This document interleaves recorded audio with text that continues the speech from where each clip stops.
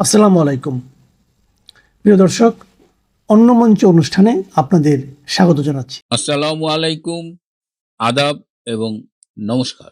আজ 19শে জুলাই রবিবার 5 দিনের সফরে তুরস্ক গিয়েছেন বাংলাদেশের সেনাপ্রধান জেনারেল ওয়াকার খান। দায়িত্ব গ্রহণের পরে 3 বার তুরস্কে গিয়েছেন জেনারেল ওয়াকার এবং আজকে তিনি 5 দিনের সফরে তুরস্ক গিয়েছেন। এই সফরের উদ্দেশ্য কি? বিভিন্ন প্রতিরক্ষা শিল্প প্রতিষ্ঠান ঘুরে দেখা এবং শেষ দিকে একটি সেমিনারে অংশগ্রহণ, বাংলাদেশের আকাশ প্রতিরক্ষার কৌশল নিয়ে আয়োজিত এই সেমিনার। কিন্তু সাদা চোখে বা আইএসপিআর বিবৃতি যেটা বলেছে সেটাই কি তার তুরস্কে যাওয়ার প্রধান কারণ? আমরা এতদিন দেখেছি যে কাতারে বিভিন্ন মিটিং হতো, তালেবানদের মিটিং বলেন, হামাসের মিটিং বলেন, বিভিন্ন বিচ্ছিন্নতাবাদী বা জঙ্গি গোষ্ঠী বা ইসলামিক টেরোরিস্ট গ্রুপ, এদের মিটিং গুলো কিন্তু কাতারে হতো। কিন্তু কাতারে এই মুহূর্তে মিটিং করাটা সেফ না। বিশেষ করে ইরানের আক্রমণের মুখে কাতারের বা অন্যান্য মধ্যপ্রাচ্যের মার্কিন ঘাঁটি রয়েছে। সুতরাং এই মুহূর্তে কাতারে মিটিং গুলো করা সম্ভব না। পাকিস্তানেও মিটিং গুলো করা এই মুহূর্তে সম্ভব না, কারণ পাকিস্তানও নিজেদের ঘরের ভেতরে নানা রকমের সমস্যা আছে। তারপরে আবার বেলুচিস্তান যে স্বাধীনতা ঘোষণা করেছে, এটি নিঃসন্দেহে পাকিস্তানের আভ্যন্তরীণ রাজনীতিতে একটা উল্লেখযোগ্য ঘটনা। এবং বেলুচিস্তানে এই যে স্বাধীনতার আন্দোলন, স্বাধীনতা তারা ঘোষণা করেছে, তাদের কিন্তু একটা জনপ্রিয় স্লোগান ছিল, শেখ মুজিবের পথ ধরো, বেলুচিস্তান স্বাধীন করো। তাদের উর্দু ভাষায় এটি। এবং তারা তাদের এই স্বাধীনতা সংগ্রামে প্রায়শই তারা শেখ মুজিব কিংবা মুজিবের নাম তাদের সামনে প্রেরণা হিসেবে উচ্চারণ করেন। তো এখন কাতার, পাকিস্তান যখন নিজেদের নিয়েই সমস্যা আছে, তখন এই ধরনের মিটিং এর জন্য একটা খুব ভালো জায়গা হলো তুরস্ক। তুরস্ক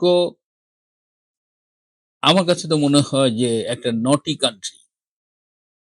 তুরস্কের সাথে ইসলামিক টেরোরিস্ট অনেকের সাথেই যোগাযোগ আছে বলে আমার ধারণা।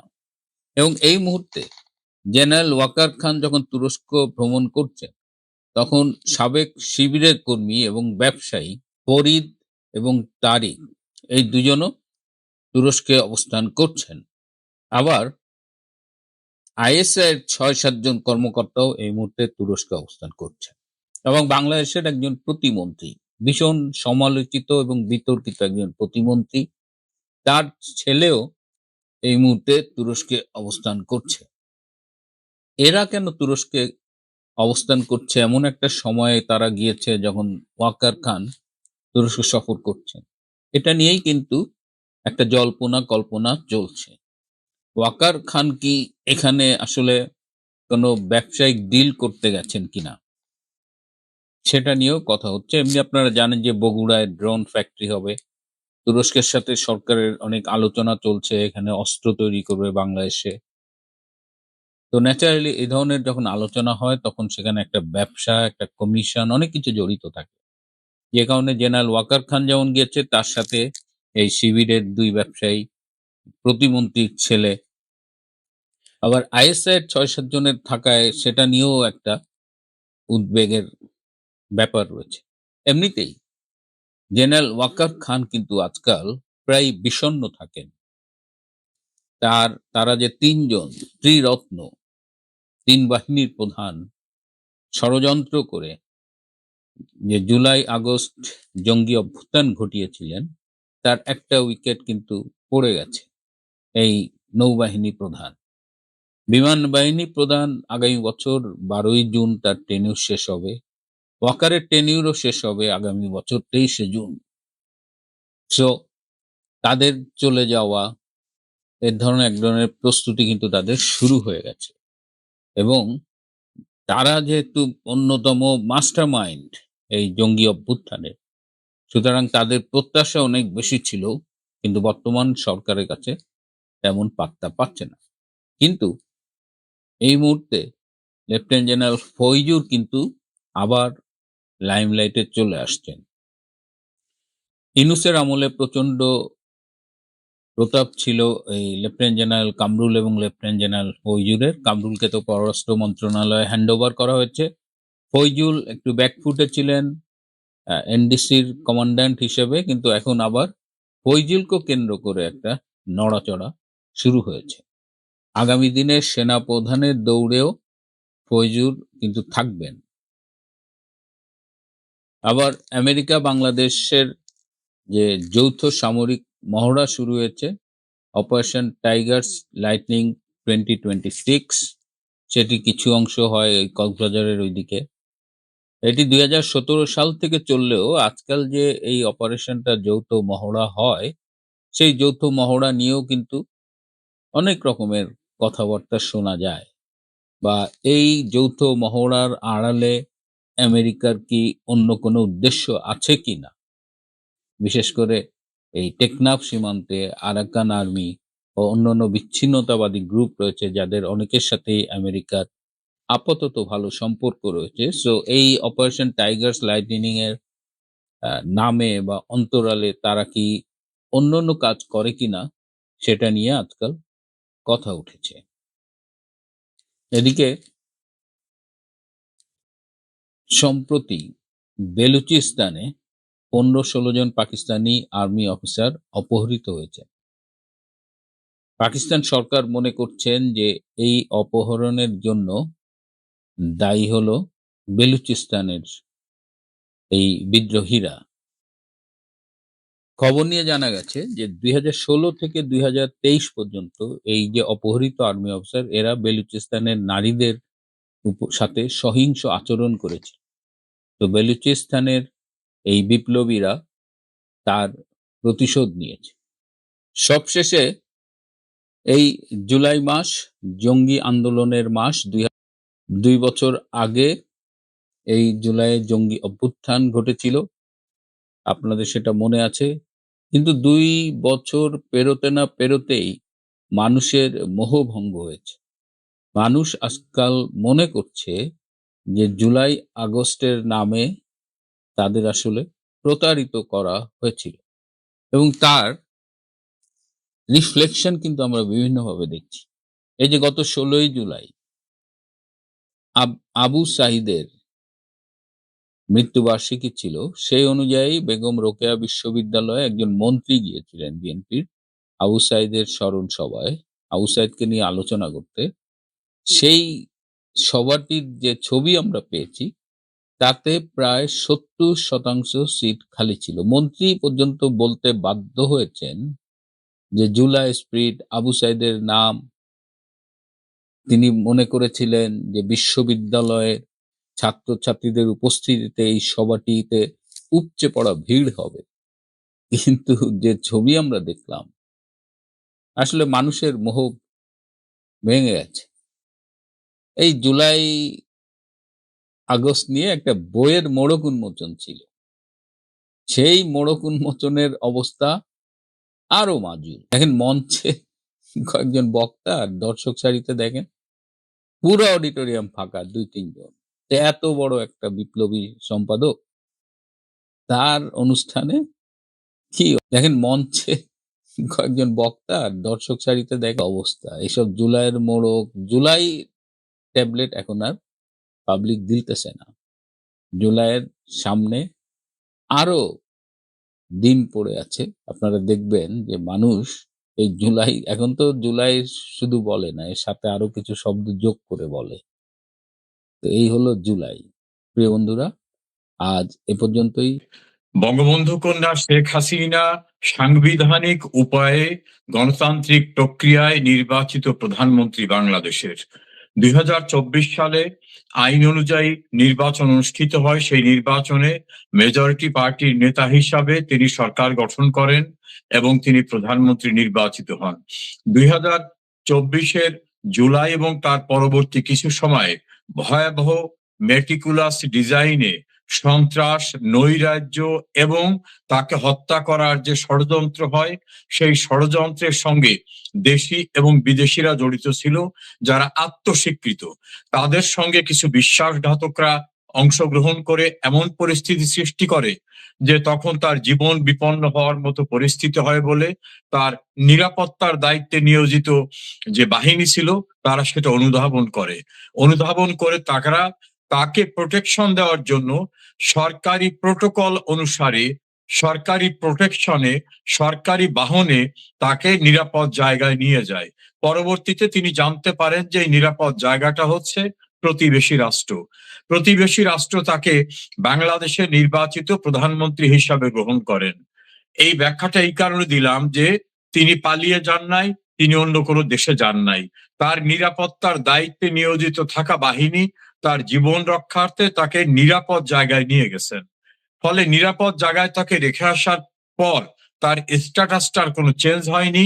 তিনি প্রধানমন্ত্রী হিসাবে গিয়েছেন।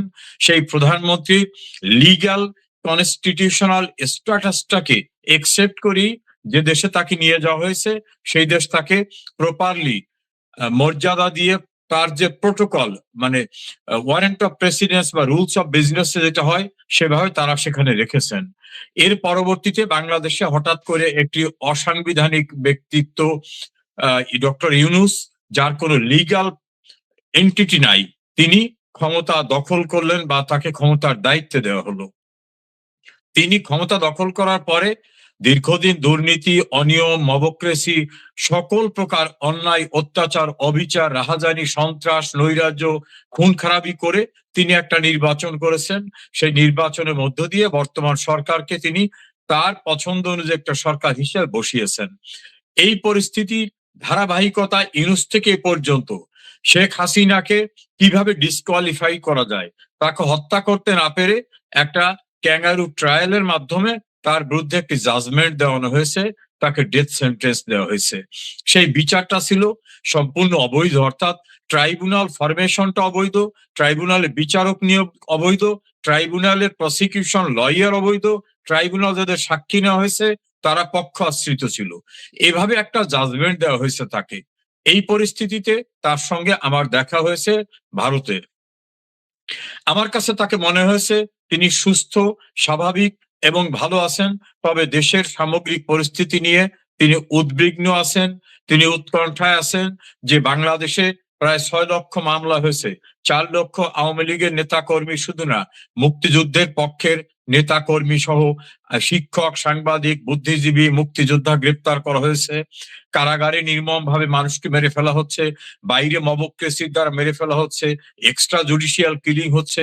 এই যে ভয়ঙ্কর একটা পরিস্থিতি এবং মৌলবাদের যে উত্থান, এই সকল বিষয় নিয়ে তিনি উৎকণ্ঠায় আছেন, কারণ তার নেতৃত্বেই বাংলাদেশটা উন্নয়নের অগ্রযাত্রায় উন্নয়নের রোল মডেলে পরিণত হয়েছিল এবং মুক্তিযুদ্ধের চেতনাটাকে এস্টাবলিশ করা হয়েছিল। তার মুক্তিযুদ্ধের চেতনা তিনি নিয়ে গেছেন।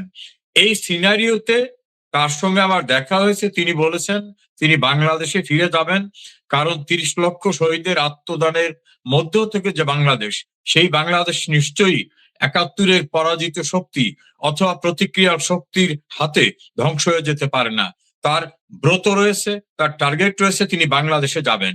আমি তাকে জানতে চেয়েছিলাম যে আপনি তো যাবেন, আপনাকে তো 20 বার হত্যার চেষ্টা করা হয়েছে। 2024-এর 5 অগস্ট যেমন, 2004-এর 21 অগস্ট আপনাকে তো আবারও হত্যা করা হতে পারে। তিনি বলেছেন হায়াত মৃত্যু আল্লাহর হাতে, আমি দেশে যাব, আমার পাহারাদার বাংলাদেশের লক্ষ কোটি জনতা। তার অভীষ্ট লক্ষ্য তিনি দেশে ফিরবেন। আচ্ছা, ধন্যবাদ আপনাকে। আপনাকে অনেক দর্শক আমাদেরকে মন্তব্য করছেন। দর্শক মন্ডলী, আপনারা কমেন্টস করতে থাকুন, আমি সেটা দেখাতে থাকবো। অনেক অনেক ভালো ভালো কমেন্টস এসছে। আমি জনাব ইসমাইল ভাই ও জনাব রেজাউল করিম সাহেবকে সালাম ও শুভেচ্ছা। স্যার, বিএনপি সরকারের স্বরাষ্ট্রমন্ত্রী বলেছে জননেত্রী শেখ হাসিনাকে আপিল করতে দেয়া হবে না। এটা কি সম্ভব কিনা? আইনি জটিলতাগুলো আপনি বলতে পারবেন। তিনি যে আসবেন, এক হচ্ছে আপনারা বলছেন ক্যাঙ্গারু কোর্ট, আবার সেই কোর্টে আপিল করবেন বা সেই কোর্টকে তখন বৈধতা দেয়া হয় কিনা সেটা একটা ব্যাপার। আরেকটা হচ্ছে নেতা কর্মীদের মধ্যে যেভাবে উচ্ছ্বাস কাজ করছে, এখন সাধারণ মানুষের মধ্যেও কাজ করছে।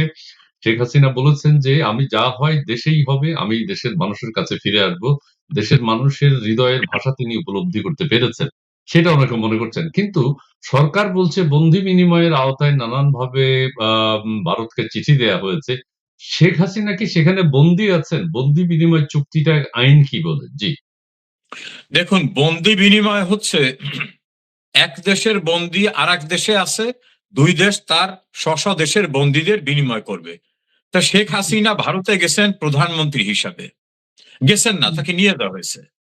তার স্ট্যাটাস প্রধানমন্ত্রী, তাকে প্রোটোকল অনুযায়ী এয়ারপোর্টে রিসিভ করেছেন প্রধানমন্ত্রী হিসাবে। তিনি তো আদৌ বন্দী না, তিনি অ্যারেস্টেড না, তিনি ডিটেইন না। আমি তার সঙ্গে দেখা করে এসেছি, আমার সঙ্গে আরো নেতৃবৃন্দ ছিলেন। তিনি তো বন্দী হলে আমাদের দেখা করতে পারার কথা না, এবং থাকার কথা তো কারাগারে। তিনি দিব্যি একজন রাষ্ট্রীয় সম্মানিত অতিথি, অর্থাৎ প্রধানমন্ত্রী আর একটা দেশের। তিনি যে স্ট্যাটাসে থাকার মতো, যে স্ট্যাটাসে তাকে এন্টারটেইন করার মতো, সেই স্ট্যাটাসে তাকে রাখা হয়েছে। তিনি যে আদৌ বন্দী না, তিনি বন্দী না হলে কিসের বন্দী বিনিময়? তিনি ভারত কর্তৃক গ্রেপ্তারকৃত না, আটক আদেশ প্রাপ্ত না, কারাগারে না, বন্দী অবস্থায় না। কাজে বন্দী বিনিময় শব্দটি এই ক্ষেত্রে প্রযোজ্য না। আর দ্বিতীয় হচ্ছে, যদি তিনি অ্যারেস্টেড হতেন, বন্দী হতেন, তাহলে বন্দী বিনিময়ের যে আইনটি আছে, চুক্তিটা আছে, সেখানে আছে যদি দেখা যায় যে পলিটিক্যালি পারসিকিউশন, অর্থাৎ রাজনৈতিক উদ্দেশ্যে, দ্বিতীয়ত তার জীবন বিপন্ন হওয়ার মতো অবস্থা থাকে, তাহলে যে দেশে কথিত বন্দী থাকবেন সেই দেশ তাকে ফেরত দিবে না। তা আমি বন্দী হিসাবে ধরলাম না, কথার খাতিরেও যদি তাকে ধরে নেন বন্দী, তাহলে বাংলাদেশে তার যে জীবনের নিরাপত্তাহীনতা সেইটা দৃশ্যমান। কারণ ক্ষমতা অবৈধভাবে যারা দখল করছেন তারা বলছেন শেখ হাসিনা বাংলাদেশে আসতে পারে শুধু একটা কারণেই, তার ফাঁসির রায় কার্যকর করা হবে, সেই জন্য আসতে পারেন। দ্বিতীয়টা, এটা যে পলিটিক্যালি মোটিভেটেড ছিল সেটা ওয়েল এস্টাবলিশড। ফলে তিনি বন্দী হলেও তার যাওয়ার অবকাশ থাকতো না আইনগতভাবে।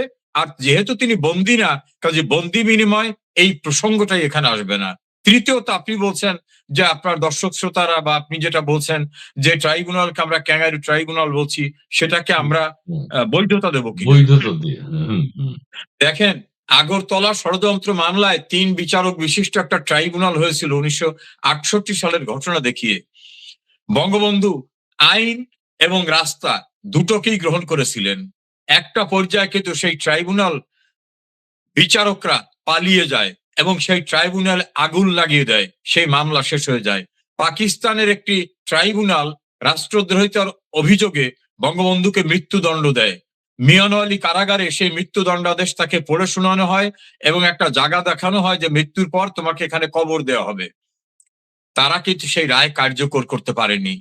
২০০৭ সালে এবং ৮ সালে 111 সরকার, অর্থাৎ সেনা সমর্থিত সরকার, শেখ হাসিনাকে এইরকম একটা পরিস্থিতিতে দণ্ডিত করার চেষ্টা করেছিল। তারা শেষ পর্যন্ত কিছুই করতে পারেনি। কাজে এই রাজনৈতিকভাবে মোটিভেটেড এই ট্রাইব্যুনাল, এই জাজমেন্ট আমরা দুটোকেই প্রসেস আকারে ধরি। প্রথম হচ্ছে জনগণের প্রচন্ড উত্তাল ক্ষোভের মুখে এই জাতীয় সাজানো বানোয়াট জাজমেন্ট, বঙ্গবন্ধুর জন্য যে ডেথ সেন্টেন্স হয়েছিল, আগরতলা ষড়যন্ত্র মামলায় যে বিচার প্রক্রিয়া ছিল, সেগুলো যেমন উড়ে গেছিল, বাংলাদেশে উড়ে যাবে। আমরা লিগাল প্রসেসকে এবং রাস্তাকে, আন্দোলনকে, দুটোকেই মনে করি যে আমরা কোর্টে গিয়ে তো বলতে পারি যে তোমার এই কোর্টের এই জাজমেন্টটি অবৈধ, তুমি এইভাবে রায় দিয়েছো, এটা দেওয়ার এখতিয়ার তোমার ছিল না, তোমার অথরিটি ছিল না। কারণ এই ট্রাইব্যুনাল করা হয়েছিল যুদ্ধ অপরাধীদের বিচারের জন্য। যুদ্ধ অপরাধী কারা? ১৯৭১ সনের যুদ্ধ অপরাধী। তো সেই ট্রাইব্যুনাল তুমি বিচার করতেছো কার? যারা যুদ্ধ অপরাধীদের বিচার অর্গানাইজ করেছিল, তাদের বিচার করতেছো। অর্থাৎ যে আইন করার জন্য ইন্টেনশন অফ লেজিসলেচার, অর্থাৎ আইন প্রণেতাদের যে উদ্দেশ্য ছিল, কি উদ্দেশ্যে এই আইনটা করা হয়, সেটা পরিষ্কার ভাবে আছে। ফলে ওটা যে বেআইনি ছিল সেটা আমরা বলবো। তৃতীয়ত, একেবারে স্বীকৃত যুদ্ধ অপরাধী আবুল কালাম আজাদ ওরফে বাচ্চু রাজাকার, তাকে তো মৃত্যুদণ্ড দেওয়া হয়েছিল। আবুল কালাম আজাদ ওরফে বাচ্চু রাজাকার দীর্ঘদিন পাকিস্তানে পলাতক থেকে বাংলাদেশে এসে সেই ট্রাইব্যুনালে গিয়ে হাজির হয়েছেন। ট্রাইব্যুনাল তার ফাঁসি কার্যকর করে নাই, তাকে কারাগারেও নেয় নাই। অর্থাৎ পরিষ্কার যে ওই ট্রাইব্যুনালটা কাদের জন্য, কাদের সুযোগ সুবিধা দেওয়ার জন্য। স্বীকৃত যুদ্ধ অপরাধীদের মৃত্যুদণ্ডাদেশ থাকা প্রাপ্ত ব্যক্তিকেও ট্রাইব্যুনালে হাতের মুঠায় পাওয়ার পরেও কিছু হয় নাই, এটিএম আজাহারেরও কিছু হয় নাই। এরকম অনেক ঘটনা আছে, পরিস্থিতি বলে দেবে যে বাস্তবে কোন বিষয়টা এস্টাবলিশড হবে। আমাদের বিশ্বাস এই অবৈধ বিচার প্রক্রিয়া উড়ে যাবে, অবৈধ রাগ অকার্যকর হয়ে যাবে। ধন্যবাদ, ধন্যবাদ। আপনার দর্শক মন্ডলী আপনারা কমেন্টস করছেন, আমি পড়ছি না। আমি ব্যারিস্টার শবর রেজাউল করিম সাহেবের বক্তব্যটাই আপনাদেরকে বেশি শোনাতে চাই। উনি শেখ হাসিনার সাথে দেখা করেছেন ভারতে এবং তার যে অভিজ্ঞতা সেটাই আমরা একটু জানতে চাই। তার মানে আপনি যেটা বলছেন আমাদের বর্তমান যে অ্যাটর্নি চিফ প্রসিকিউটর সাহেব আছেন এবং আমাদের বিশিষ্ট আইনজ্ঞ আসিফ নজরুল সাহেব যে 18 মাস ক্ষমতায় ছিলেন, তিনি বারবার বলেছেন যে শেখ হাসিনাকে বন্দি বিনিময়ের আওতায় ভারতকে চিঠি দেয়া হয়েছে। তার মানে তিনি কি জানতেন না শেখ হাসিনা সেখানে বন্দী না? বন্দি বিনিময়ের কোনো প্রশ্নই আসে না, প্রশ্ন তো আসে না। যেহেতু বন্দী হলে ভারত যদি তাকে বন্দী করত, তাহলে বন্দি বিনিময়ের একটা ব্যাপার ছিল। সেই ক্ষেত্রে আসিফ নজরুলের ভূমিকাকে আপনি কিভাবে দেখেন তখনকার ভূমিকা? আসিফ নজরুলকে নিয়ে আলোচনা যত কম করা যায় ইসমাইল ভাই ততই ভালো করেন। উনি হচ্ছেন সেই আসিফ নজরুল যিনি যুদ্ধ অপরাধীদের বিচারের জন্য শহীদ জননী জাহানারা ইমামের নেতৃত্বে গঠিত গণ আদালত প্রক্রিয়ার সঙ্গে জড়িত ছিলেন। উনি হচ্ছেন সেই আসিফ নজরুল তিনি কাগজপত্র সরিয়ে বিট্রাই করে বিদেশে এসে ডক্টরেট ডিগ্রি নিয়েছিলেন আমাদের সেই ট্রাইব্যুনাল প্রক্রিয়া থেকে পালিয়ে গিয়ে। উনি হচ্ছেন সেই আসিফ নজরুল তিনি যুদ্ধ অপরাধীদের দায় মুক্তি দেওয়ার জন্য এবং যুদ্ধ অপরাধীদের বিচার করার অর্গানাইজার যারা তাদের বিচার করার জন্য তিনি অবৈধ ক্ষমতা দখলদারের আইন উপদেষ্টা হয়ে আর একটি বিচার প্রক্রিয়া শুরু করেছিলেন। তিনি হচ্ছেন সেই আসিফ নজরুল যিনি বলেছিলেন 26 লক্ষ ভারতীয় বাংলাদেশে অবৈধভাবে কাজ করে। তাকে যখন সাংবাদিকরা বলল যে একজনের উদাহরণ দেন, তখন বললেন যে আমি যখন এই কথাটা বলছিলাম তখন তো আমি উপদেষ্টা ছিলাম না। তাহলে কি উপদেষ্টা থাকলে বাপের নাম একটা হবে আর উপদেষ্টা না থাকলে বাপের নাম আর একটা হবে? এই জাতীয় ভণ্ডদের নিয়ে আলোচনা যত কম করবেন তত ভালো হবে। আসিফ নজরুল স্বীকৃতভাবে একজন ঘৃণিত ব্যক্তি। তাকে যারা উপদেষ্টা করেছিল সেই এনসিপি লোকরাই বলেছে তিনি একটা বাটপার। বাংলাদেশের বুদ্ধিজীবীরা বলছেন তার মতো সুযোগ সন্ধানী দুর্নীতিবাজ দ্বিতীয়টা নাই। একজন বিখ্যাত আইনজীবী এবং অবসরপ্রাপ্ত মেজর সরোয়ার হোসেন তিনি বলছেন আসিফ নজরুলের দুষ্কর্ম দুর্নীতি নিয়ে তিনি দুর্নীতি দমন কমিশনে রিপ্রেজেন্টেশন দিয়েছেন। কাজে আসিফ নজরুলরা জ্ঞানের বহরে যদি বলেন কিছুই জানে না, বাইরে বক বক করা ছাড়া আইনের সম্পর্কে তাদের ন্যূনতম কোনো ধারণা নেই। জি, জি, ধন্যবাদ, ধন্যবাদ। আমি আসিফ নজরুল বিষয়ে আর বলব না। ঠিক আছে? আসিফ নজরুল বিষয়ে আমি আর কোন প্রসঙ্গ তুলব না। যেহেতু তারা বন্দি বিনিময়ের আওতায় চিঠি দিয়েছে ভারতকে, সেটা কিভাবে দিল? আচ্ছা, দ্বিতীয় কথা হচ্ছে আপনি শেখ হাসিনাকে কেমন দেখেছেন, কিভাবে দেখেছেন? ইনি কি সুস্থ আছেন কিনা, মনোবল ঠিক আছে কিনা? সেটা যদি একটু দর্শকদেরকে বলেন। অনেকেই সেটা জানতে চায়। আমরা ওই আমেরিকা থেকে খবর আসে, ফ্রান্স থেকে খবর আসে শেখ হাসিনা মারা গেছেন। শেখ হাসিনার কথাগুলো এআই দিয়ে তৈরি করা। এই কথাটা আপনি যেহেতু স্বচক্ষে উনাকে দেখেছেন, আপনি একটু এক্সপ্লেইন করবেন। দেখুন, বঙ্গবন্ধু কন্যা শেখ হাসিনার সঙ্গে আমাদের 12 তারিখ দেখা হয়েছে। আমার সঙ্গে আরো 10-11 জন নেতা কর্মীরা ছিলেন, শিক্ষাবিদ ছিলেন, ডাক্তার ছিলেন। তিনি একেবারেই স্বাভাবিক আছেন। তার যে মানসিক অবস্থাটা সেটা আরো সুদৃঢ়। তিনি বাংলাদেশ নিয়ে উদ্বিগ্ন, উৎকণ্ঠিত। বাংলাদেশের উন্নয়ন কিভাবে ধ্বংস হচ্ছে এ বিষয়ে তার নলেজে আছে। কারণ এখন ডিজিটাল প্ল্যাটফর্ম সারা দুনিয়া, সমস্ত খবর তিনি রাখেন। তিনি একেবারে সুস্থ স্বাভাবিক আছেন। তার কথা বলতে, শারীরিকভাবে চলতে, আমাদের সঙ্গে তার মত বিনিময় করতে, আমাদের কথা শুনে জবাব দিতে কোনো জায়গায় তার ভিতরে ন্যূনতম কোনো জড়তা ছিল না। তিনি একেবারেই পরিপূর্ণভাবে সুস্থ স্বাভাবিক ভালো আছেন। বরং আমি বলবো তার অভিজ্ঞতার ভান্ডার আরো সমৃদ্ধ হওয়ার কারণে পূর্বের চেয়ে তিনি আরো বেশি প্রত্যয়ী, আরো বেশি দৃঢ়চেতা এবং তার পিতার নেতৃত্বে যে বাংলাদেশটি স্বাধীন হয়েছে 30 লক্ষ শহীদের আত্মদানের মধ্য থেকে যে বাংলাদেশটা হিন্দু মুসলিম বৌদ্ধ খ্রিস্টানের অসাম্প্রদায়িকার রাষ্ট্র, যে বাংলাদেশটা তার নেতৃত্বে ডিজিটাল বাংলাদেশ হয়েছে, যে বাংলাদেশে মানুষের কনস্টিটিউশনাল যে ফান্ডামেন্টাল ডিমান্ড অন্ন বস্ত্র বাসস্থান চিকিৎসা এটার যে ডেভেলপমেন্টটা তিনি করেছিলেন সেটা যে নষ্ট হয়ে যাচ্ছে সেটা নিয়ে তিনি উৎকণ্ঠিত। তিনি কিভাবে দেশে যাবেন, কিভাবে মানুষকে ঐক্যবদ্ধ করবেন, ঋত গৌরব কিভাবে পুনরুদ্ধার করবেন, সে বিষয় নিয়ে তিনি কথা বলেছেন। যারা এআই দিয়ে তৈরি করা তারা কথা বলে, যারা বলে ওনার জড়তা এসে গেছে, উনি শারীরিকভাবে সুস্থ নাই, কেউ বলে ওনার দাফন হয়ে গেছে, এইগুলো হচ্ছে আমার মনে হয় এদের জন্মের কোনো ত্রুটি আছে। আমার মনে হয় এদের জন্মের ত্রুটি না থাকলে এত বড় জঘন্য মিথ্যাচার করতে পারে না। বঙ্গবন্ধু কন্যাকে আমি দেখে এসেছি, তিনি ভালো আছেন, সুস্থ আছেন, স্বাভাবিক আছেন। আচ্ছা, ধন্যবাদ, ধন্যবাদ। তথ্যটি আপনার কাছ থেকে জানতে পারলাম। আর আরেকটি বিষয় আমরা দেখতে পাচ্ছি ইউরোপ, আমেরিকা জুড়ে আওয়ামী লীগের নেতাকর্মী যারা আছে, ইংল্যান্ডেও তাই, তারা দেশে আসার একটা চিন্তা ভাবনা করছেন। তারা বলছেন যে বিমানে করে আসবেন। আবার শেখ হাসিনা কি সড়ক পথে আসবেন না বিমানে আসবেন সেটাও এখনো ঠিক নেই। সেটা কি পরিস্থিতি বলে দেবে কিনা? যারা প্রস্তুতি নিচ্ছেন তারা আসবেন এবং দেশেও আমি ২-১ জনকে বলতে শুনেছি যে অনেককে একসাথে যুক্ত হওয়ার, সাধারণ মানুষও যুক্ত হবে, আওয়ামী লীগের নেতাকর্মীরাও যুক্ত হবে। সেই ধরনের কোন প্রস্তুতি কি আপনাদের চলছে? নাকি বা তখনই যা হওয়ার হবে এরকম? দেখুন, আমরা তো প্র্যাকটিক্যালি একটা যুদ্ধের মধ্যে আছি। যুদ্ধ মানে সবসময় গোলাগুলি না। বঙ্গবন্ধু কন্যার নেতৃত্বে আমরা বাংলাদেশটা যে বেদখল হয়ে গেল, অসাংবিধানিক প্রক্রিয়ায় ক্ষমতা ছিনিয়ে নেওয়া হলো, এই বিষয়গুলোকে আইনানুগ প্রক্রিয়ায় গণতান্ত্রিক উপায়ে কিভাবে রেস্টোর করা যায় সেজন্য দলের ভিতরে কাজ চলছে। শুধু আওয়ামী লীগে না, যারা মুক্তিযুদ্ধের চেতনায় বিশ্বাস করেন, সে জাসদ হতে পারে, ন্যাপ হতে পারে, ওয়ার্কার্স পার্টি, জাতীয় পার্টি, ভ্যারাইটিস টাইপের পলিটিক্যাল অর্গানাইজেশন আছে, তারা সেভাবে কাজ করে। আমাদের একটা পলিসি আছে, এই পলিসিটা আমাদের সুপ্রিম অথরিটি হিসাবে বঙ্গবন্ধু কন্যা শেখ হাসিনা এবং আওয়ামী লীগের কেন্দ্রীয় কমিটি আছে, তারা ডিসাইড করছেন কিভাবে হবে। তো এই সিদ্ধান্তটা হয়েছে শেখ হাসিনা দেশে যাবেন, আমরা যারা বাইরে আছি আমরাও দেশে যাব। কখন, কোথা থেকে, কি অবস্থায় যাব সেটা ডিপেন্ড করবে যাওয়ার পূর্ব মুহূর্তের যে পলিসি এবং পারিপার্শ্বিকতা তার উপরে। সিদ্ধান্ত আমরা যাব, সম্মিলিতভাবে যাব ইনশাআল্লাহ। আচ্ছা, গুড, গুড। আরেকটি বিষয় হচ্ছে যে শেখ হাসিনা তো এর আগেও একবার বলেছেন তিনি এসে যাবেন, আরেকবার বলেছেন তিনি মাথা উঁচু করে আসবেন, আরেকবার বলেছেন তিনি এই বছরই আসবেন এবং সর্বশেষ যেটা বললেন উম তিনি ডিসেম্বরে আসবেন। অর্থাৎ মাস নির্দিষ্ট করে দিয়েছেন। আবার এনসিপি নেতারা বলছে ডিসেম্বর মাস হলো আত্মসমর্পণের মাস। ঠিক আছে, তিনি আসুন। আচ্ছা, ফাঁসির দড়ি রেডি আছে। আবার কেউ বলছেন আসিফ মাহমুদ নাহিদ ইসলাম ভুলে গেছে, নাহিদ ইসলাম বলেছে, সরি, নাহিদ ইসলাম বলেছে ডিসেম্বর হলো আত্মসমর্পণের মাস। আবার কেউ বলছেন ডিসেম্বর হলো রাজাকারদের আত্মসমর্পণের মাস। এই ডিসেম্বরে বাংলাদেশ স্বাধীন হয়েছিল, এই ডিসেম্বরে পাকিস্তানি বাহিনী আত্মসমর্পণ করেছে।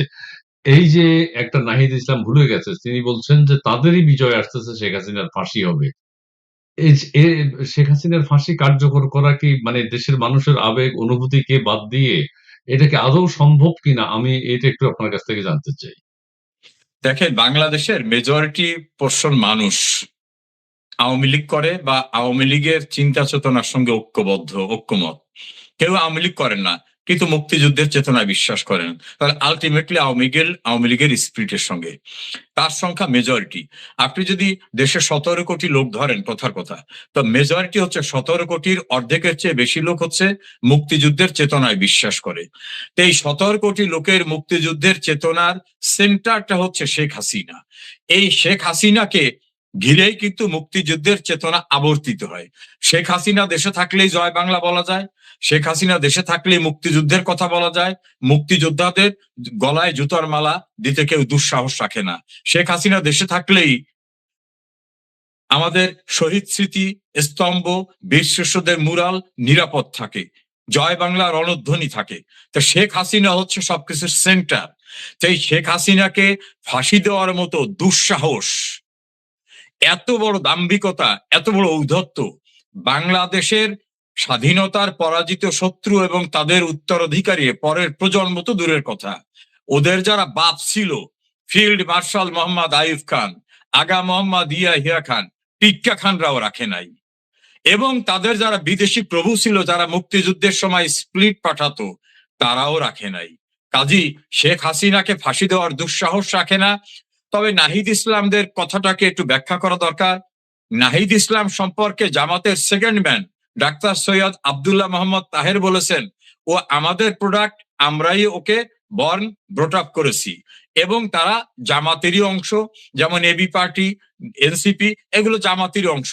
আবার সেই জামাতের সঙ্গে থেকে ওরা নির্বাচন করেছে। আর জামাত কারা? যারা 71 সালের মহান মুক্তিযুদ্ধের সময় পাকিস্তানের মালিক গভর্নমেন্টের 2 জন মন্ত্রী ছিল। অর্থাৎ যে সময় বাংলাদেশের মানুষদের হত্যা করা হতো, সেই হত্যাকাণ্ড, লুণ্ঠন, ধর্ষণ, রাহাজানি, নৃশংসতা, বর্বরতায় যে সরকার ছিল, সেই সরকারের অংশ ছিল জামাত। ওরা হচ্ছে সেই সরকারের অংশ। এবং তাদেরকেই তো আমরা 16ই ডিসেম্বর ঐতিহাসিক সোহরাওয়ার্দী উদ্যানে নাকে খত দিয়ে আত্মসমর্পণ করিয়েছিলাম। সেই বিজয়ের মাসটায় ওরা আত্মসমর্পণের মাস বললে ওদের ভিতর আটকে ওঠে, মনে হয় যে আবার বোধহয় আমাদের পাকিস্তানি বাবাদের তো আত্মসমর্পণ করিয়েছিল, আমাদের বোধহয় আবার করাবে। ডিসেম্বর বিজয়ের মাস।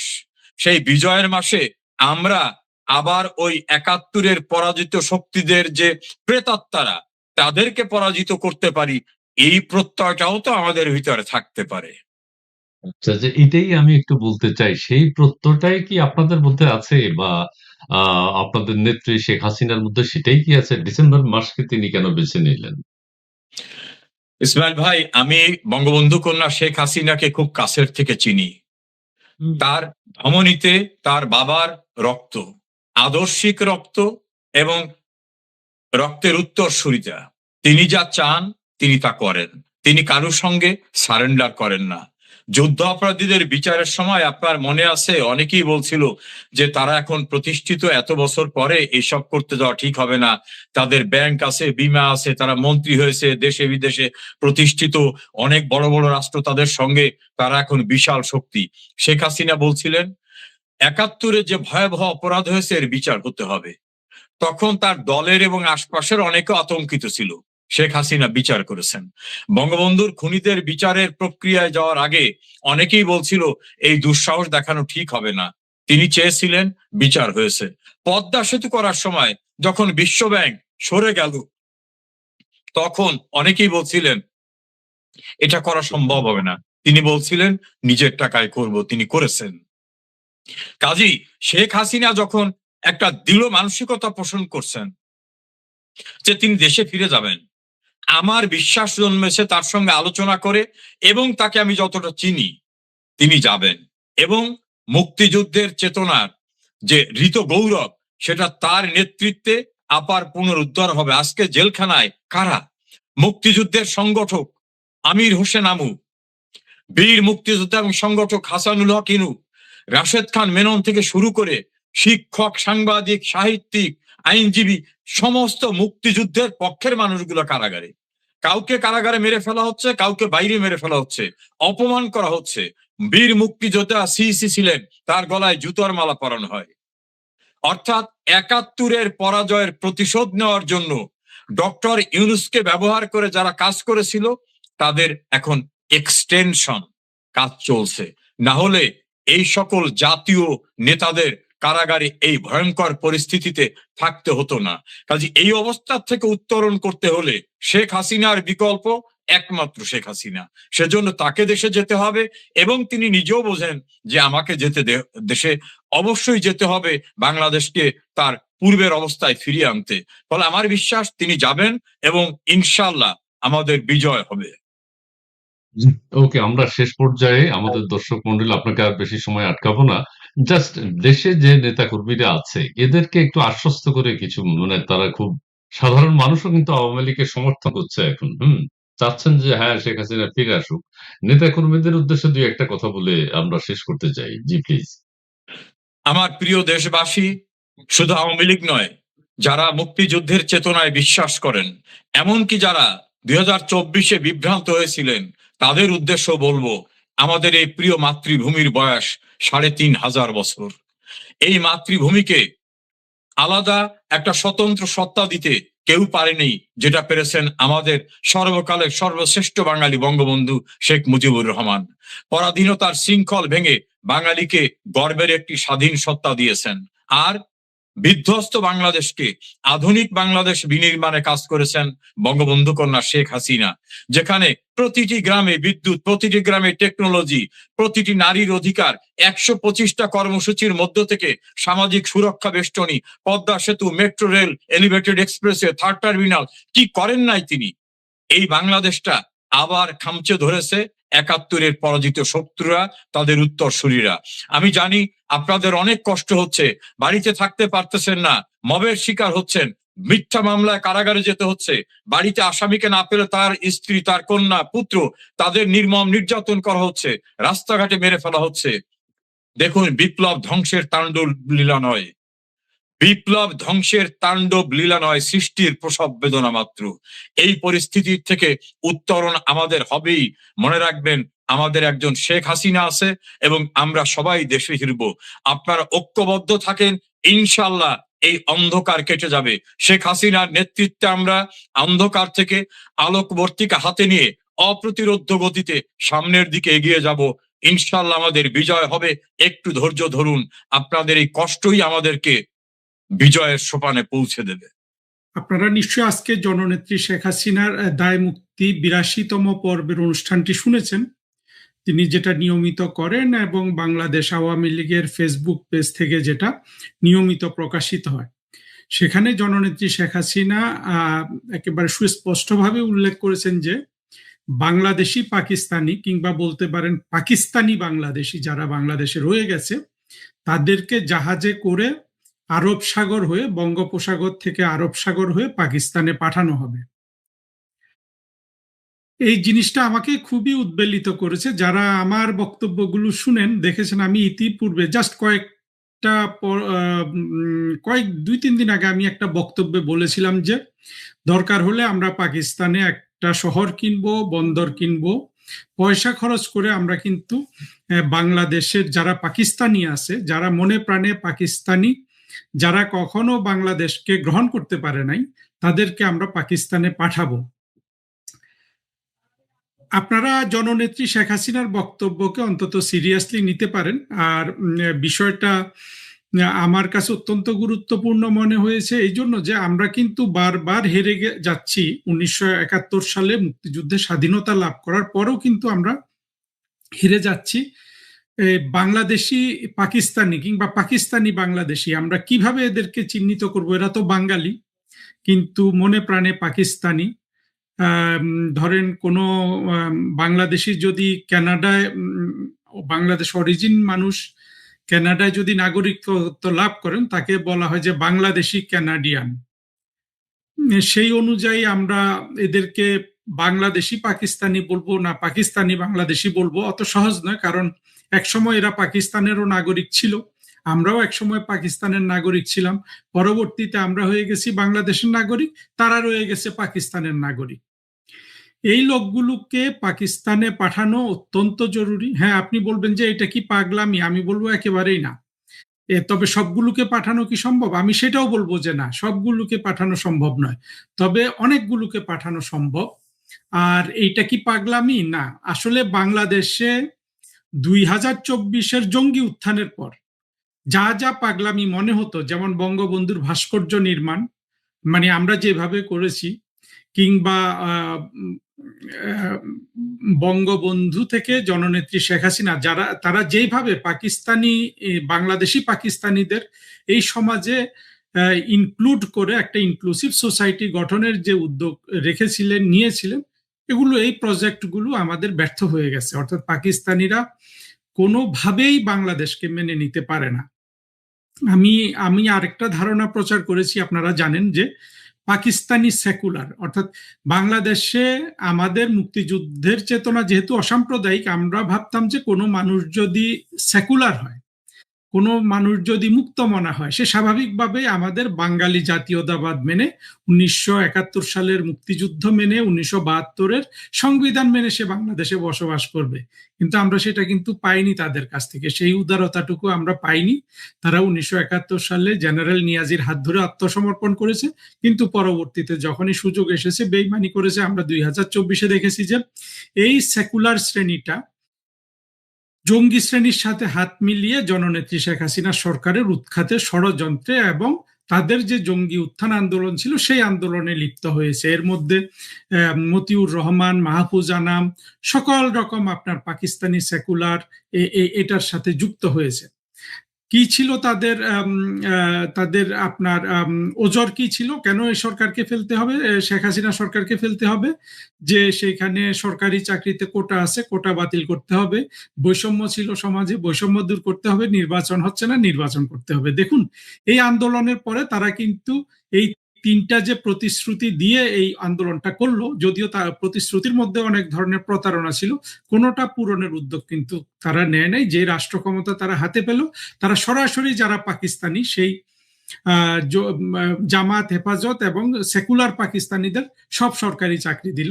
কিন্তু বাংলাদেশের আপামর এই এই এই ক্লিকটার বাইরে যে বাংলাদেশের আরো 14 থেকে 16 কোটি মানুষ আছে, তাদের কারো কিন্তু কোনো তেমন সরকারি চাকরি হয় নাই। আপনারা এটা নিশ্চয়ই লক্ষ্য করেছেন। সুতরাং এই এলিমেন্ট গুলাকে কোনোভাবেই আমরা বাংলাদেশে রাখবো না।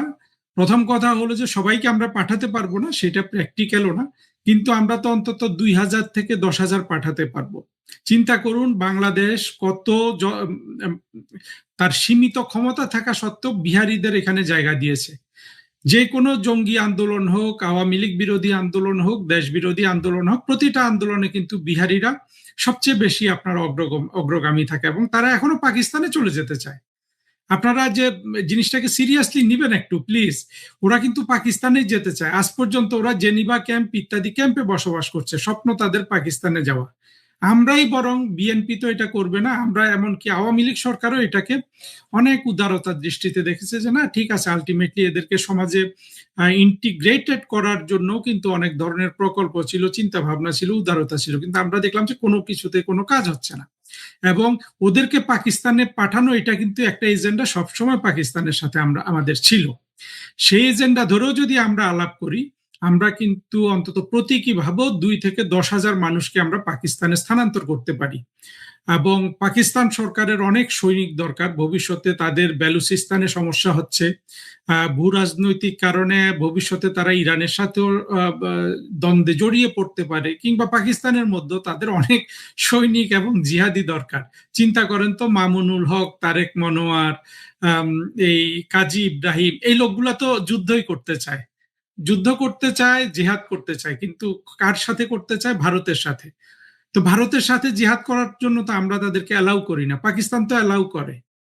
তা আমরা যদি তাদের সাথেও কিন্তু আমরা আন্ডারস্ট্যান্ডিং এ বসতে পারি যে তোমাদের যেহেতু পাকিস্তান অ্যালাউ করে ভারতের সাথে যুদ্ধ করার, তোমরা পাকিস্তানে চলে যাও, আমরা তোমাদের পথ খরচ দিব। জননেত্রী শেখ হাসিনা যেমন বলেছেন যে তিনি তাদের জন্য জাহাজ ভাড়া করবেন, সেই জাহাজ বঙ্গোপসাগর থেকে আরব সাগর হয়ে করাচি বন্দরে যেতে পারে, কিংবা আরো দূরে সেই বালুচিস্তানে যেতে পারে। যদিও বালুচরা এই ধরনের বিশ্বাসঘাতকদের রাখবে কিনা জানি না, করাচি হয়তো তাদের জন্য উপযুক্ত স্থান হবে। আমরা কিন্তু সহজে মামুনুল হকরা, ওরা যেহেতু জিহাদি চায়, ভারতের বিরুদ্ধে জিহাদ করতে চায়, গাজওয়াতুল হিন্দ করতে চায়, তো গাজওয়াতুল হিন্দ এগুলো করার জন্য তো সবচেয়ে ফেভারেবল প্লেস তো পাকিস্তান। পাকিস্তান তো সেটা করাচ্ছে জঙ্গিদের দিয়ে, আমরা দেই না দেখে ওরা আমাদেরকে কিন্তু সরকার সহ উৎখাত করে আমাদেরকে আজকে বাংলাদেশের থেকে আমাদেরকে বের করে দিয়েছে। কিন্তু জননেত্রী শেখ হাসিনা তো বলেছেন তিনি ডিসেম্বরে আসছেন, এবং আপনারা যদি তার সাম্প্রতিককালের বক্তব্যগুলো দেখেন, জননেত্রী শেখ হাসিনা একটা কথাই বলছেন যে তিনি দেশে আসছেন, তিনি এই যে মানুষের এত দুঃখ দুর্দশা আজকে সেগুলা দূর করবেন। জননেত্রী শেখ হাসিনা আরেকটা কথা বলেছেন যে 10,000 নেতা কর্মীর আওয়ামী লীগের খোঁজ পাওয়া যাচ্ছে না, অর্থাৎ 2 বছরে তারা 10,000 গুম করে ফেলেছে। চিন্তা করেন তো, এই যে গুমের কথা বলে বলে শেখ হাসিনা সরকারের পতন ঘটিয়েছে। আমরা দেখেছি সেখানে 2-3টা গুম হয়েছিল, চৌধুরী আলম, ইলিয়াস আলী, আর অনেকগুলা গুমের অপবাদ দেয়া হয়েছিল। আর সেটা করে এখন আমাদের আওয়ামী লীগের 10,000 নেতা কর্মীকে আজকে আমরা সন্ধান পাচ্ছি না।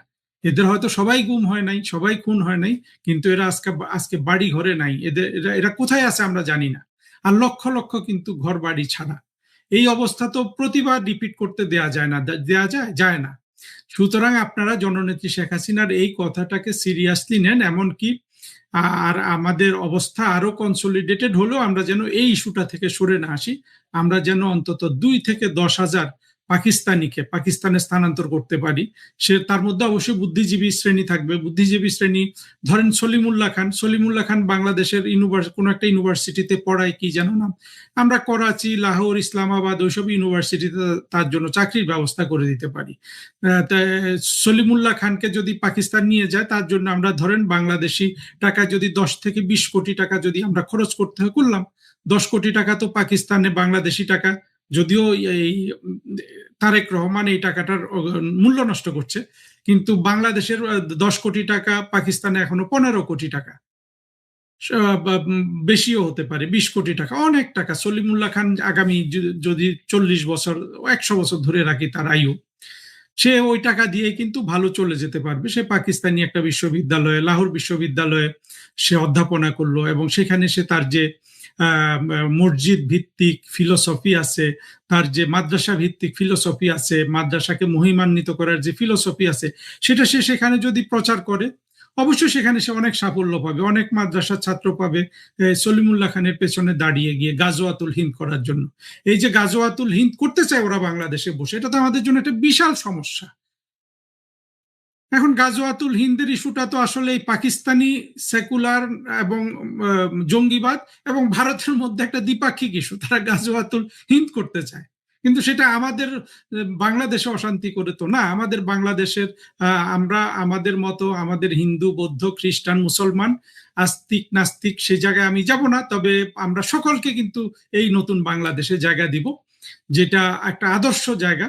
কিন্তু আমরা পাকিস্তানি সেকুলার, পাকিস্তানি নাস্তিক এবং মৌলবাদী জঙ্গি শ্রেণী যারা পাকিস্তানি, আমরা আসলে তাদেরকে আর বাংলাদেশে রাখতে পারবো না।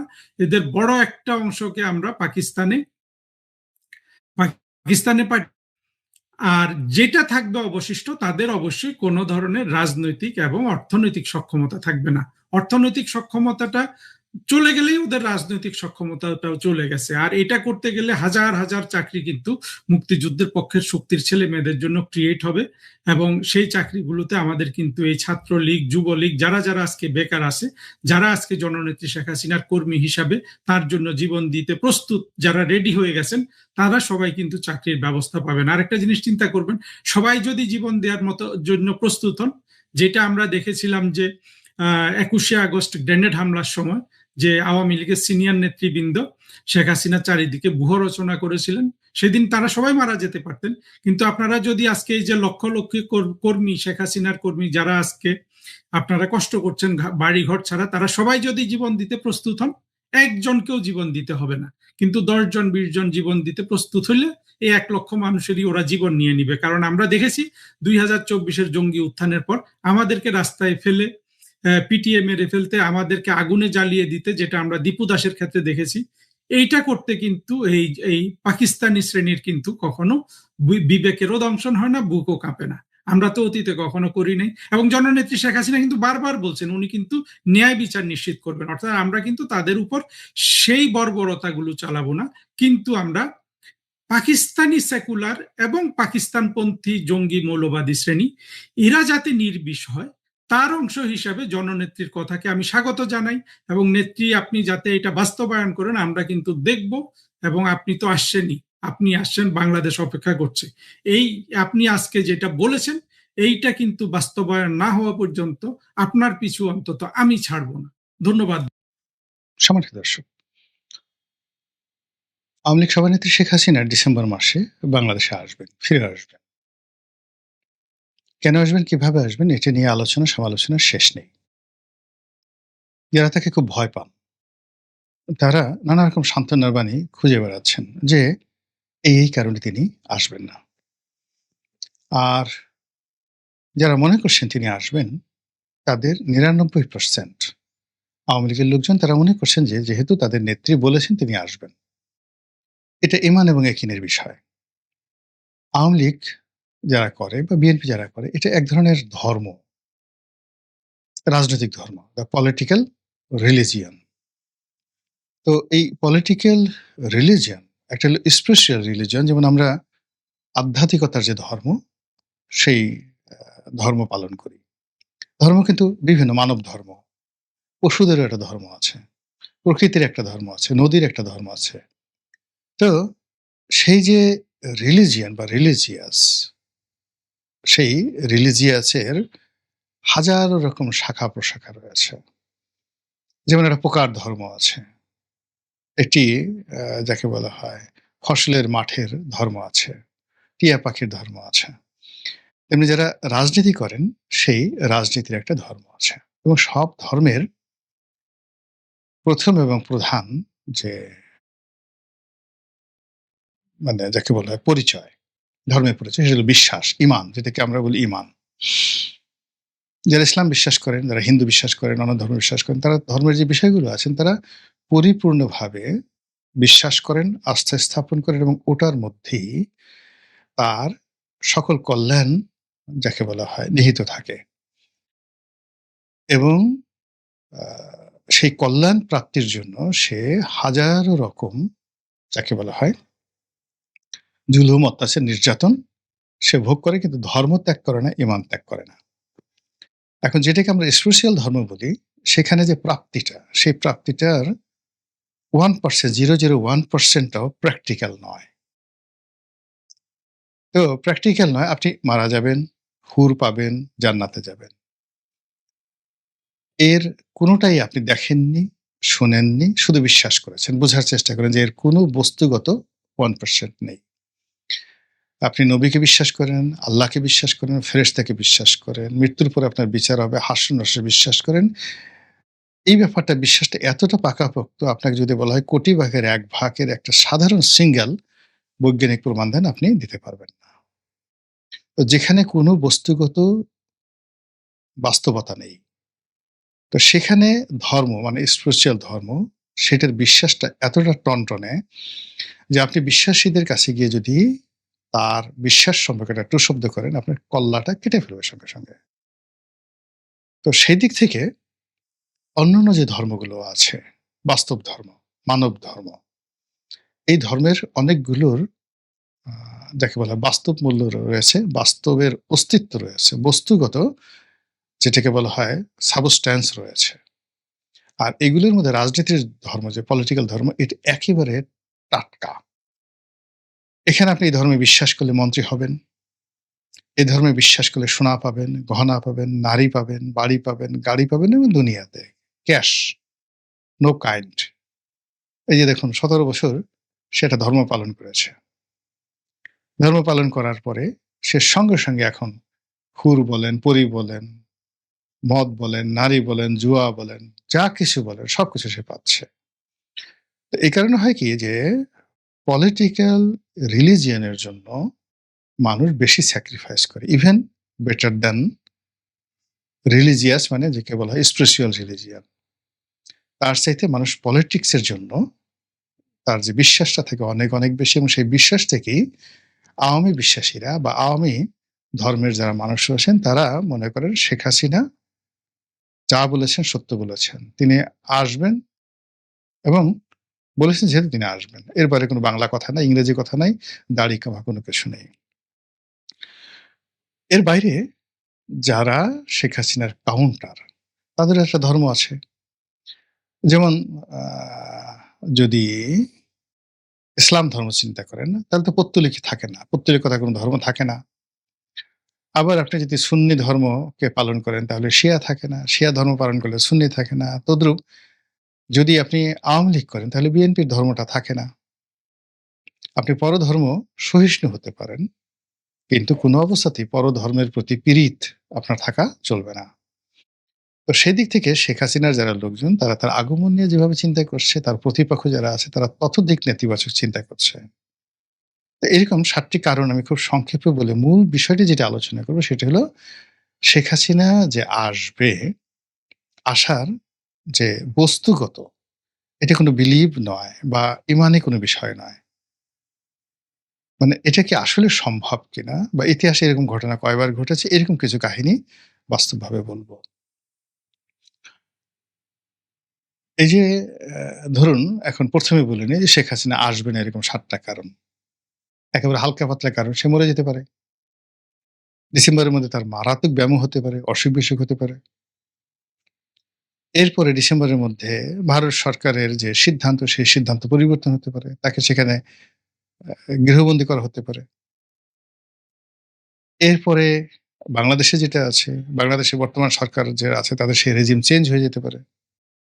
এখানে অনেকে বলতেছে ৩য় পক্ষ আসবে। আমেরিকা এখানে অন্য কাউকে ক্ষমতায় বসাতে পারে। এ তো ৬টা হয়ে গেল। মিলিটারি শাসন আসবে বলে অনেকে কথাবার্তা বলছে। এরকম ঘটনা যদি ঘটতে থাকে শেখ হাসিনা আসবে না। আচ্ছা, যদি সবকিছু স্বাভাবিক থাকে অর্থাৎ এখন যেভাবে চলছে এভাবে চললে তাহলে ধরুন শেখ হাসিনা ডিসেম্বর মাসে আসার যে ঘোষণা দিয়েছেন এটা আগামী মাসে হতে পারে। মানে আগস্ট মাসে হতে পারে, সেপ্টেম্বরে হতে পারে এবং সবচেয়ে ডেঞ্জারাস টাইম হলো সেপ্টেম্বর। সেপ্টেম্বর মাসটা আমাদের দেশের সবকিছুর টার্নিং পয়েন্ট। ব্যক্তি, পরিবার, বিয়ে, শাদী, ঘর আপনি মিলিয়ে দেখেন। যারা এই জিনিসগুলো দেখছেন আপনি সেপ্টেম্বরের মাসের বাংলা করেন। বাংলা করে আপনার জীবনটা দেখেন, আপনার গ্রামের জীবন দেখেন, শহরের জীবন দেখেন, রাজনীতি দেখেন, সবকিছু দেখবেন যে একটা টার্নিং পয়েন্ট এই সময়টাতে আপনার হয়েছে সেপ্টেম্বর মাসে। তো আমাদের এই সেপ্টেম্বর মাসটা আপনি দেখেন যে আমি ৩-৪ মাস আগে বলছিলাম যে জুলাই মাসটা খুব খারাপ যাবে। আপনি দেখছেন যে জুলাই মাসে কি শুরু হচ্ছে? এই জুলাই মাসে যে কামড়াকামড়ি শুরু হচ্ছে, এই জুলাই মাসে যে মানুষ একে অপরকে আক্রমণ করছে, একে অপরকে ছোট করছে, যারা জুলাই বিপ্লবী রয়েছে, তারা যে বিপ্লবী না, তারা যে ট্রেইটর, তারা যে আওয়ামী লীগের এজেন্ট ছিল, এজেন্ট থেকে বিপ্লবের পক্ষে মানে ভিতরে বসে, বসে তারা ছুরি মেরেছে। এখন বিপ্লবীদের আরেকটি পক্ষ একথা প্রকাশ্যে বলছে। এবং এগুলো নিয়ে দেখবেন খুব দ্রুত এই মাসের মধ্যেই অপ্রীতিকর এমন কিছু ঘটবে যেটা আপনি কল্পনাও করতে পারবেন না। তারা বলার চেষ্টা করছে যে এই জুলাই মাসের ডিজিএফ এর একটা গ্রুপ ছিল যারা ডিজিএফ এর গাড়িতে ঘুরে বেড়িয়েছে। ছাত্রলীগের একটা গ্রুপ ছিল যারা ছাত্রলীগের শেল্টার নিয়ে তারা এই জুলাই আন্দোলনের মধ্যে ঢুকে পড়েছিল। এর মধ্যে শিবিরের একটা গ্রুপ ছিল। এই সব মিলিয়ে এখন সবার মুখোশ উন্মোচিত হয়ে গেছে। কে যে ইমানদার, কে যে বেঈমান, কে যে মুনাফেক এই বিষয়গুলো আসলে এখন হাতাহাতি করা ছাড়া একে অপরের মানে পাঞ্জাবি টেনে ছিঁড়ে ফেলে একে উদম করে দেওয়া ছাড়া কোনো অবস্থাতেই কারো ক্রোধ দমন হচ্ছে না। জুলাই মাস যাওয়ার পর দেখবেন আগস্ট মাস। আগস্ট মাসে অনেকগুলো পেইন। ২১শে আগস্টের গ্রেনেড হামলা, ১৭ই আগস্টে সারা বাংলাদেশে বিএনপির জমানাতে যে বোমা হামলা হয়েছিল আদালতগুলোতে এবং ১৫ই আগস্টের সেই মর্মান্তিক হত্যাকাণ্ড। এই ৩টি ঘটনা আমাদের সাম্প্রতিক সময়ের ৭৫ থেকে এই পর্যন্ত এটিকে একটি জাতীয় শোকের মাসে পরিণত করেছে। এই ৩টি ঘটনা ছাড়া আরো অনেক অঘটন আগস্ট মাসে বাংলাদেশে ঘটে। এই আগস্ট, জুন ফর্ম হয় জুলাই এবং আগস্ট। সেপ্টেম্বরে গিয়ে এই আগস্ট এবং ইসের একটা ফলাফল তৈরি হয়ে যায়। আর নভেম্বরে সেপ্টেম্বর, অক্টোবর, নভেম্বরে গিয়ে আপনি দেখতে পারেন হোয়াট ইজ হ্যাপেনিং, কি হচ্ছে। এটা আপনি ২৫ সালে দেখেন, ২৪ সালে দেখেন। ইউনূসের ২০২৪ সালের সেপ্টেম্বর দেখেন, অক্টোবর দেখেন, নভেম্বর দেখেন। তারপরে ২৪-এর পরে ২৫-এর সেপ্টেম্বর, অক্টোবর, নভেম্বর দেখেন। তাহলে বুঝতে পারবেন যে এই বছর সেপ্টেম্বর, অক্টোবর, নভেম্বরে কি ঘটতে যাচ্ছে। তাহলে এই যে শেখ হাসিনা যদি বাংলাদেশে আসে, আপনি এর সমূহ সম্ভাবনা ডিসেম্বরে নয়। সেই ডিসেম্বরকে টার্গেট দিয়ে আপনার যে চিন্তা চেতনা ডিসেম্বর পর্যন্ত রেখে দিয়েছে। কিন্তু যদি শেখ হাসিনা আসে, তার ১ম টার্গেট হবে সেপ্টেম্বরের মধ্যে ঢোকার। সে যেভাবেই হোক না কেন। ২য় টার্গেট হবে নভেম্বরের মধ্যে ঢোকা। সে কোনো অবস্থাতে ডিসেম্বরে আসবে না। অর্থাৎ সেপ্টেম্বর, অক্টোবর, নভেম্বর। নভেম্বরেও যাবে না। সেপ্টেম্বর, অক্টোবর সে যদি ঢুকতে হয় এই সময়ের মধ্যে ঢুকবে। ডিসেম্বর, নভেম্বর, ডিসেম্বরে কিছুই হবে না। এখন এটা কি করে সম্ভব? যেখানে সে আউটস্টেট হয়েছে, তারপরে শেষে তার কোনো লোকজন প্রকাশ্যে নেই। আপনাদেরকে শুধুমাত্র একটা ঘটনা বলি, ইরানের একটা ঘটনা বলি। ইরানে রেজা শাহ পাহলভি, আপনি জানেন যে রেজা শাহ পাহলভি খুব নামকরা একজন রাজনীতিবিদ ছিলেন, রাজা ছিলেন এবং আমেরিকানরা তাকে ক্ষমতায় বসিয়েছিল। সে আমেরিকাকে ব্যবহার করে পুরো ইরানকে পৃথিবীর যাকে বলা হয় অন্যতম একটি শীর্ষ ধনী রাষ্ট্রে পরিণত করে ফেলেছিলেন। কিন্তু তার কর্মকাণ্ড অন-ইসলামিক, ইসলাম বিরুদ্ধ। তার ব্যক্তিগত বিলাসিতা, স্বজনপ্রিয়তা এবং কিছু দুর্নীতি এবং অনিয়ম এগুলোর কারণে তার বিরুদ্ধে ক্ষোভ ছিল সারা দেশে। বিশেষ করে ইসলামপন্থী যারা লোকজন রয়েছেন তারা এবং যারা জাতীয়তাবাদী মানে তারা চাচ্ছে যে ইরানের তেল সম্পদ ইরানেরই থাকুক। তো এর মধ্যে আয়াতুল্লাহ খামেনি তখনও দৃশ্যপটে আসেননি। কিন্তু অন্যান্য খামেনি যারা ছিলেন, মানে অন্যান্য যারা আয়াতুল্লাহ ছিলেন, ওইটা একটা ধর্মীয় উপাধি। ইরানে এরকম বহু সংখ্যক আয়াতুল্লাহ আছে। তো তারা উনার এই কর্মকাণ্ড, এর মেয়েরা স্কার্ট পরে ঘুরে বেড়াচ্ছে, ওপেন সেক্স করছে, ডিস্কো যাচ্ছে, ক্লাবে যাচ্ছে। তারপরে শেষে সেখানে যারা ধর্মকর্ম করে তাদেরকে এমন বলা হয় যে সাইদি সাহেবের ওয়াজ, দিল হোসেন সাইদির একটা ওয়াজ আমরা শুনেছি যে তখন লোকজন বলতো, মানে রেজা শাহ পাহলভীর লোকজন বলতো বা সাধারণ ইরানি জনগণ বলতো যে আমরা ২ শ্রেণীর মানুষকে খুব ঘৃণা করি। একটা হলো বেশ্যা, আর একটা হলো এই যারা মোল্লা, আলেম, এই মাথায় টুপি দিয়ে ঘুরে বেড়ায়। তো এরকম একটা পরিস্থিতি সেখানে চলছিল। ঠিক সেই সময়ের মধ্যে জাতীয়তাবাদী গ্রুপ যারা আছে, ইসলামপন্থীরা জনমত তৈরি করছিল, কিন্তু যারা জাতীয়তাবাদী রাজনীতি করতেন, মানে দেশভিত্তিক, দেশের ভিতরে সবকিছু হোক, যেটা নাসের করেছেন, যেটা বঙ্গবন্ধু করেছেন, মূলত বাঙালি জাতীয়তাবাদ, বাঙালিকে কেন্দ্র করে সবকিছু। এখন যেভাবে পাকিস্তানে বালুচ জাতীয়তাবাদ সেখানে জাগ্রত হয়েছে যে বেলুচিস্তানকে স্বাধীন করতে হবে, এরকম ইরানি যে জাতীয়তাবাদ, সেই জাতীয়তাবাদের যারা লোকজন তারা একটা গণ অভ্যুত্থান করে ফেললো মোসাদ্দেকের নেতৃত্বে এবং সে দেশের প্রধানমন্ত্রী হয়ে গেলেন। এবং পরিস্থিতি এমন হয়ে গেল যে রেজা শাহ পাহলভী ক্ষমতাচ্যুত হয়ে গেলেন। সামরিক বাহিনী এই এখন তারেক জিয়ার মতো বা ইউনূস সাহেবের মতো সবকিছুই তাদের কথা মতো চলল। এইভাবে সে আমেরিকার আশ্রয়ে থাকলো কয়েকদিন, কিছুদিন, অল্প কিছুদিন, একেবারে শেখ হাসিনা এরকম বছর ২ এর মতো বা ১ বছরের মতো, এরকম। আমার এক্সাক্ট ডেটটা আপনি গুগলে দেখে নেবেন। এরপর করলো কি, আমেরিকা সামরিক বাহিনীর মধ্যে কাউন্টার কু ঘটিয়ে দিল। কাউন্টার কু ঘটিয়ে এমন একটা পরিস্থিতি তৈরি করলো যে কোটি, কোটি মানুষ তেহরানে রাজপথে নেমে আসলো রেজা শাহ পাহলভীকে রিসিভ করার জন্য।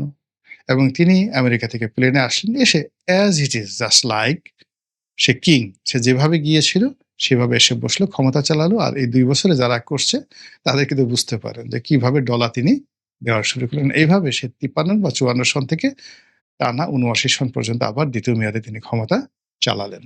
এরপরে আবার যখন ইসলামী রেভলিউশন হলো এবং একটা ক্ষুদ্র বিষয়, তখন তিনি আবার দ্বিতীয়বার ক্ষমতাচ্যুত হলেন, আর ফিরে আসতে পারেননি। তো সেক্ষেত্রে ইরানের মতো একটা ঘটনা, ইরানের মতো একটা দেশে রেজা শাহ পাহলভীর মতো একটা ব্যক্তিত্বের ক্ষেত্রে যদি এই ঘটনা ইতিহাস ঘটাতে পারে, তাহলে শেখ হাসিনার ক্ষেত্রে এই ঘটনা কেন ঘটবে না? এখানে আমেরিকা ইরানের জন্য যতটা গুরুত্বপূর্ণ, অনেক দূরে আমেরিকা। এবং আপনি যদি ৫৩-৫৪ সালের আমেরিকা চিন্তা করেন, তো আজকের আমেরিকার চাইতে তখন তারা অনেক দুর্বল ছিল টেকনোলজির দিক থেকে। আর অভ্যন্তরীণ যে ক্ষমতা, জনগণের যে ক্ষমতা, আজকের দিনে ইরানের বা বাংলাদেশের যে অভ্যন্তরীণ ক্ষমতা রয়েছে, সেই ক্ষমতার চেয়ে ১০০ গুণ ক্ষমতা বেশি ছিল ওই জমানাতে। আপনি ৭১ আমরা যেভাবে মুক্তিযুদ্ধ করতে পেরেছি, এটা এই সময়টাতে সম্ভব নয়। There are many, many global perspective. অনেক বৈশ্বিক বিষয় রয়েছে যেগুলোকে পাত্তা দিতে হয়। তো এখন সেই দিক থেকে আপনি এই যে বাংলাদেশের যে জনমত, এই বাংলাদেশের জনমত বিএনপির পক্ষে বলেন, আওয়ামী লীগের পক্ষে বলেন, এটা ৭১ সনে যেটা সম্ভব ছিল, ৭ই নভেম্বরে যেটা সম্ভব ছিল, ৮০ সনে যেটা সম্ভব ছিল, এখন আমাদের জনমত আল্টিমেট 90% জনমত, পত্রপত্রিকা, গ্লোবাল প্রচার প্রপাগান্ডা, তেলের দাম, অর্থনৈতিক অবস্থা এগুলোর উপর নির্ভর করে। এখন দেখুন এই আইন শৃঙ্খলার অবনতি, ব্যাংকিং অবস্থা খারাপ, ব্যবসা-বাণিজ্য করা যাচ্ছে না। এটা কিন্তু একটি রাজনৈতিক সরকারের জন্য সবচেয়ে বড় গলার কাটা হয়ে যাচ্ছে। তো সেই দিক থেকে আপনি দেখেন যে একটা ক্ষেত্র কিন্তু আল্টিমেটলি শেখ হাসিনার যারা পক্ষের লোক তারা করে ফেলেছে। সেকেন্ড থিং হলো শক্তি প্রয়োগের বিষয়। আমেরিকা ইরানে এখন যে শক্তি প্রয়োগ করেছে বা করছে, তার চেয়ে সেই ১৯৫৩ সনে কিন্তু অনেক কম শক্তি প্রয়োগ তাদের করার সুযোগ ছিল।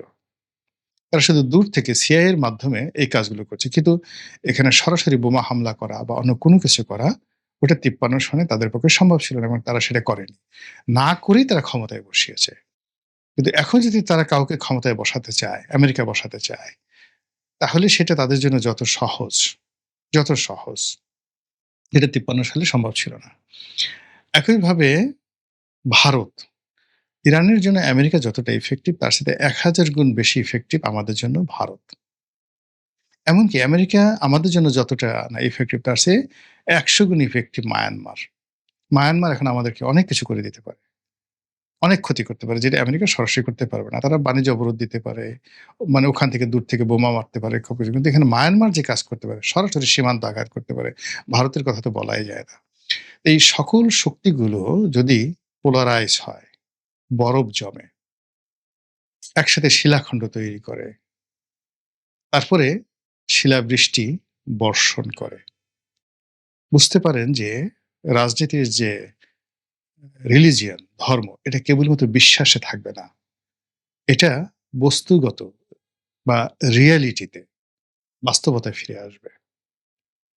আপনি দেখুন অমিত শাহের কর্মকাণ্ড দেখুন, অজিত দোভালের কর্মকাণ্ড দেখুন, আমাদের পশ্চিমবঙ্গের মুখ্যমন্ত্রী যেটা হয়েছেন, আমাদের যে সীমান্তের ওপারে পশ্চিমবঙ্গের মুখ্যমন্ত্রী, তার বক্তব্য শুনুন।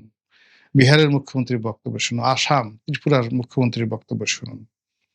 তারপরে শেখ হাসিনার যে কথা, সেই কথাটা মূল্যায়ন করুন। এরপর আপনি সিদ্ধান্ত নেন যে শেখ হাসিনা আসবে কি আসবে না, আসতে পারে কি পারে না। তাহলেই আমাদের সবার জন্য কল্যাণকর। মহান আল্লাহ আমাদের সবাইকে হেদায়েত দান করুন এবং হেফাজত করুন। আসসালামু আলাইকুম ওয়া রাহমাতুল্লাহি ওয়া বারাকাতুহু।